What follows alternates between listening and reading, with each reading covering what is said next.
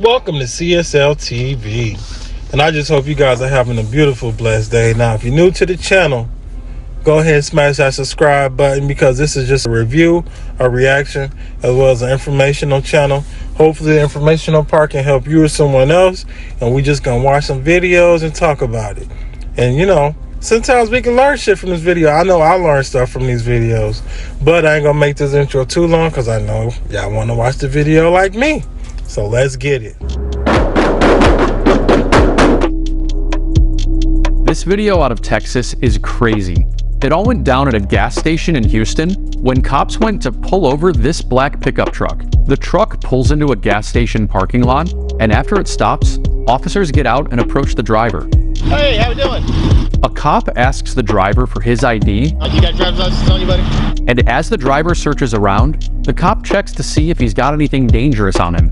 You got any weapons in here, brother? Okay. That's when the officer spots something interesting on the driver's body. Is that an ankle monitor? Yes, sir. GPS monitor on block. Things stay light as the cop continues to try to get the guy's license. Let's get that ID.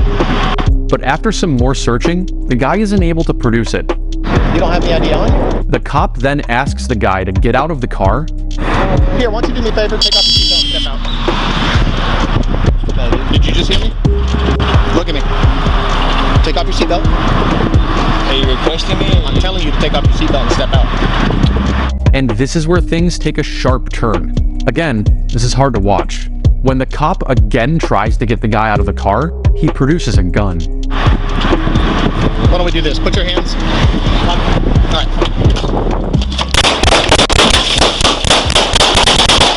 Officers return fire, and both the driver and a cop fall to the ground. I've been hit! I've been hit! I've been hit! God damn it. I've been hit! Where are you hit? Femur! Down. Femur! The guy who had been shot was then taken to the hospital, as was the officer who got struck multiple times. Our officer, one of them, 10-year veteran, as I said, sustained an injury in the pelvic. Also, he sustained minor injury to the chest area. Thank God for his ballistic vest and a flashlight. I think it probably saved his life. This all went down last May, and the cops carried out this traffic stop as part of a narcotics investigation. The guy had a lengthy criminal history dating back to 2016, and inside his car, cops found more than 48 grams of meth, heroin, coke, MDMA, and 2 more guns. Last October, the 24-year-old suspect pleaded guilty to gun and drug trafficking charges. And last week, he was officially sentenced to 220 months in prison, which is just over 18 years. Shout out to my man Greg over at Crime Line now. Hopefully the officer, you know what I'm saying, pulled through, but this guy was on some other type shit. Now, if you had all them drugs on you, and we know you was a distributor, why did you even shoot at the officer trying to take his life? Knowing you was fucked in the game, you should have just took the L, kept it moving. And you're lucky that you have the chance to be able to get out. You know, as long as you don't get no shit in there. Cause 18 years ain't nothing. Definitely for how many rounds you shot at a law officer. So the title of this video, I guess the meth user outsmarted the police. We about to see exactly how he outsmarted the police, because that's kind of weird to hear a meth user outsmarting the police. And then we just see my man in the interrogation room. But if you haven't already, subscribe to the channel. You know, it's just a review reaction channel as well as an informational channel. Ain't too much, so we about to get into this video. And as always, I hope you guys are having a beautiful, blessed day. Let's get it. Okay. I'm not signing nothing. Okay. I've been through the system, buddy. I know how it works. I know you have. You're Jeff. not my friend. All you're trying to get is some stupid ass confession, and you're not gonna get one. On a seemingly regular evening in 2011, alarm bells began to sound itself in a local 7-Eleven. reports of an armed robbery began flooding into the local police department. But upon arrival at the scene, the suspect was nowhere to be found. After expanding the search, that's when it's assumed police heard commotion in a house nearby, and without any other leads, they stormed in, discovering a known heroin addict sitting inside with a gun. Without any other evidence, they arrested the man and brought him to be interviewed. This so-called addict was Jeff Pearson, the man who committed the robbery. And the So Mr. JP, meth head man, had a fucking gun on him. They caught his ass in some house or whatever, as we heard. So we about to see how this guy outsmarted the police, because this just don't sound right to me. A meth head outsmarting the police. The robbery. And the following goes down in history as one of the only times a man single-handedly beat the cops at their own game. All that while experiencing horrific heroin withdrawals. This is what happens when the suspect outsmarts the cop. The next 24 hours were captured on police cameras within the interview room. But conversely to most footage similar to this, it was originally uploaded to the suspect's own YouTube channel on the 25th of September 2011. This is the first sign of what makes Jeff a cult figure and a legend within the interrogation community. Jeff was held in police custody for almost an entire day, but all of the footage from the 3 interrogation sessions held barely 15 minutes. Given that robbery and arrest took place within the state of Georgia, the usual minimum sentence would be around 10 years imprisonment, ranging up to a maximum of life without parole. But it would transpire that Jeff wouldn't end up doing a minute of this time. And instead of serving multiple decades behind bars, he spent a day being served drinks and candy while delivering a masterclass in what to do while in police custody. The following footage shows us in stunning detail what methods the cops will try on you, and how to dodge them like an absolute pro. The footage starts with Jeff handcuffed in a small windowless room dressed in prison scrubs. It's clear he's already been processed and spent some time in a cell, likely while the cops spent some time gathering the evidence and prepared to question him. Am I under arrest? For now. I'm under arrest? Yeah, I'll explain everything, but before I explain myself to you, before we talk to each other, I need to read your rights, okay? What am I under arrest for? Well, like I said, I need to read your rights first. Obviously, the charge is robbery, okay? Jeff immediately opens by asking if he's under arrest and on what grounds. From the first moment, it's evident that Jeff has done his research, as this is exactly what you should be doing in this situation. From here, there are 2 options.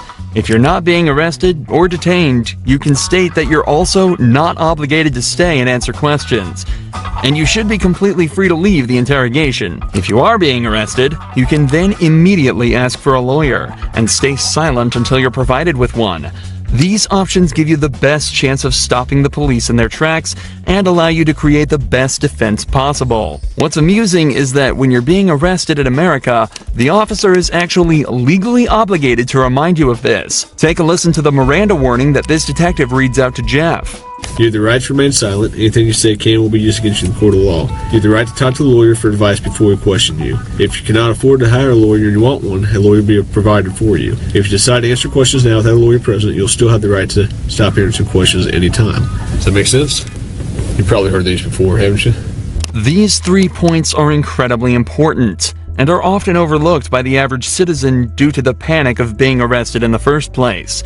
Alongside this, because of how much we hear these lines in media such as police shows and movies, most people completely glaze over it when they're being read these rights, and fail to take into account that they're actually being provided with useful information that allows you to stay safe and protected while in police custody. What this detective didn't mention, though, is that if you ask for a lawyer while under arrest, they are not allowed to continue questioning, and you have a complete, unquestionable right to refuse to answer any questions they may ask until you're provided with an attorney. The detective also ends the rights with a snide remark about Jeff's past, meant to subconsciously remind him that he is a previously convicted criminal. Do you understand your rights? Do you understand your rights, Jeff? Yes or no? You understand? We're getting paid more than you are, so we can sit here for a long time, man. I just need you to answer me yes or no. Do you understand your rights? Let's get through that question. Do you understand what I read you? Did you comprehend what I read you?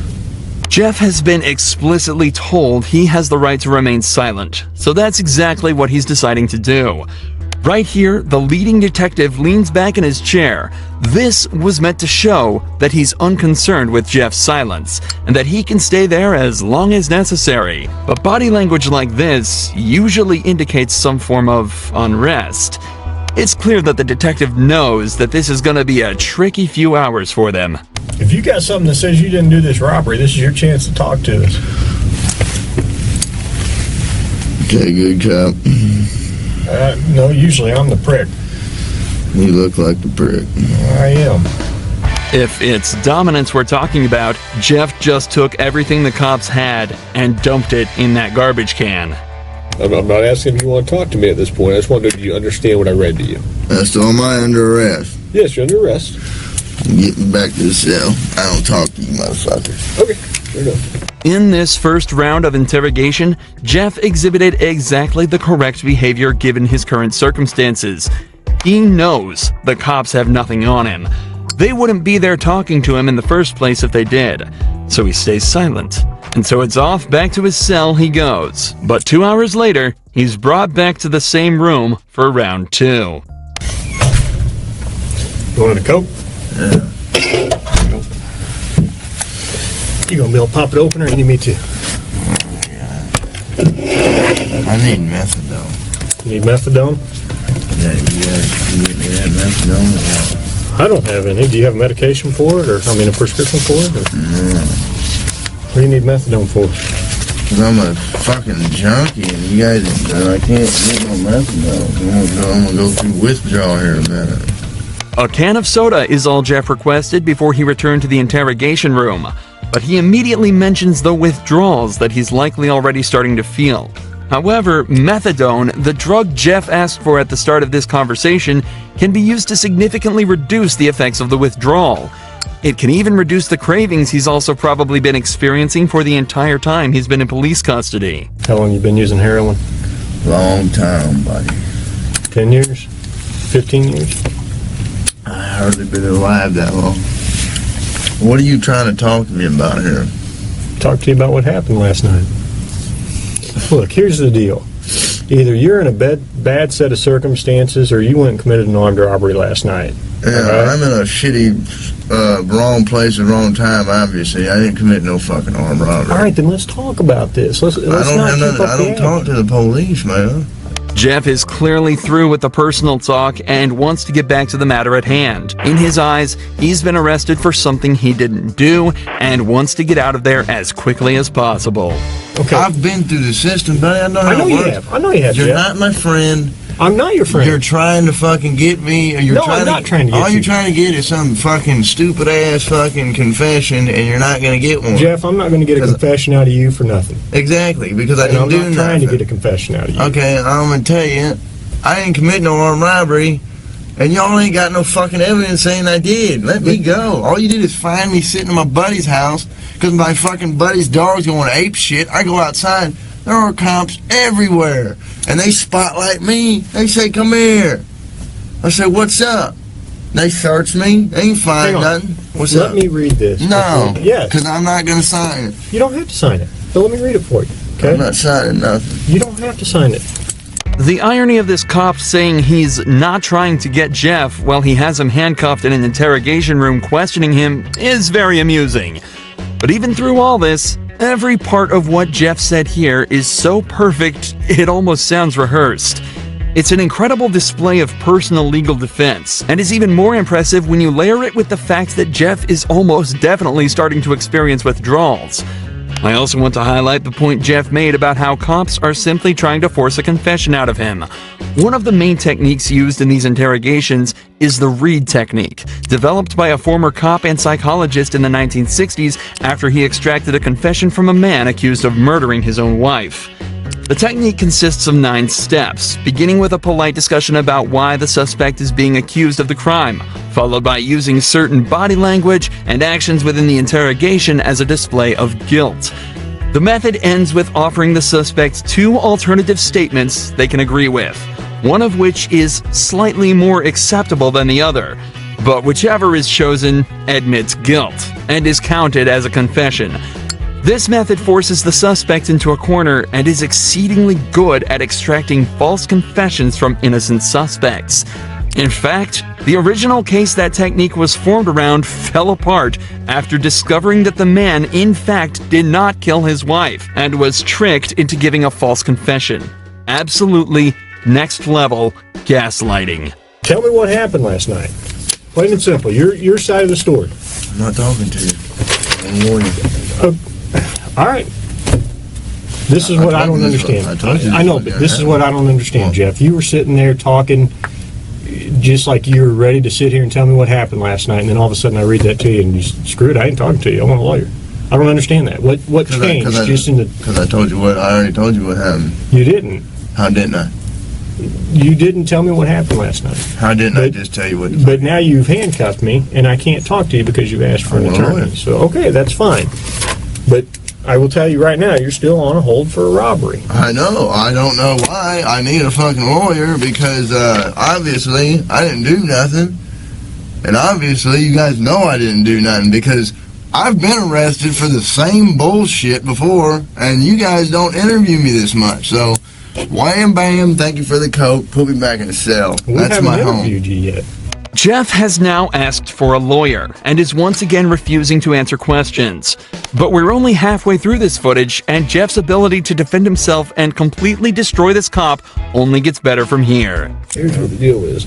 I have enough evidence Like what? of the armed robbery, okay? But, you know, if you're saying you didn't do it, you need to give me your side of the story. I didn't do it. Okay, well, give me your side of the story. You got to convince me, because I got a lot of evidence. I got a lot of physical evidence. Well, like what? Name the physical. Well, I don't need why should I tell you that? This is where the detective starts to become desperate. He knows he's running out of time, and so has completely abandoned any elaborate techniques or methods to try and get information out of him. He's now instead moved on to essentially just threatening him with false claims of evidence that he can easily use to convict Jeff. If all of this was true, he'd likely be trying to use it to intimidate Jeff into panicking and giving up more information. But you can definitely tell the officer was getting restless, trying to work out something. You can tell, you can see the signs, they both sitting there. He was going through withdrawals, but he didn't like spaz or snap though, so we ain't really get too much detail on the whole situation because I guess it's still under investigation. More information. But instead, he uses a flimsy rhetoric, claiming that because Jeff hasn't helped him, he won't help Jeff. There's only a couple pieces of evidence I'm missing. Name them. What's that? Name them. Well, why do I need to do that? You haven't helped me out a lot. You give me a little bit, I give you a little bit. We go back and forth. I give you one of my pieces of evidence, now give me a little something. All right? What time do you get over to Aaron's house? No, anything I say here can and will be used against me. Sure, but anything you say here, I can also tell your parole officer that you help me out. That doesn't mean dick. Now the detective is desperately trying to bargain with Jeff. If he helps the cops out, they'll put in a good word with his parole officer. But Jeff immediately realizes that means absolutely nothing. What does a gold star mean if you're stuck in prison for 20 years? This further enforces the idea that cops have absolutely nothing to convict Jeff with, and also shows that they know they're running out of time. Jeff has asked for a lawyer, yet they're still sitting there questioning him, as if that's not a blatant violation of the rights that they have read to Jeff on 3 separate occasions. They know that if they don't get anything out of him soon, their time will run out, and Jeff is watching the clock closely. For the next 4 minutes of the interrogation, Jeff continues to deny and combat anything the police say to him. They bring up the gun that he was found with, continue to try and strike a deal, and even try to scare him by taunting him with what being back in prison would be like, and without any of the drugs he's grown a dependency to. But throughout all of this, Jeff stays totally stone-faced. He knows he's almost won. I'm done, man. Fuck this. I'm not even answering. All this shit that I just said is gonna be fucking written in the discovery now, right? What? You haven't said nothing. I mean, every little stupid thing that you've asked me, dude, is gonna be in the discovery. I'm not even gonna do discovery. The prosecutor is. Okay. So, I mean, you halfway know the system, how things work, and you halfway don't. Am I right? I half-ass know that the only reason I came up here is to get a fucking Coke. Okay. And I got it, but now I want a Butterfinger. But that's not going to happen for a while. What, the Butterfinger? Yeah. Why not?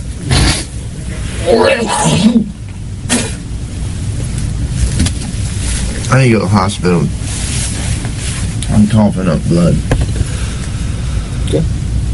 Let's go to the hospital. For the last few hours, the police have been questioning a man who is clearly in pain, denying him access to the legal prescription drug that would help him deal with his issues, and questioning him repeatedly on a crime for which they have no evidence for. All the while, Jeff dealt with this as casually as possible, asking for sodas and chocolate bars. Jeff knew misspeaking at any point could lead him down a slippery slope, so he exerted his rights in the perfect way, and 12 hours later, it's recorded that he was released from custody and sent on his merry way. It's also reported that from here, Jeff began to turn his life around. He's off heroin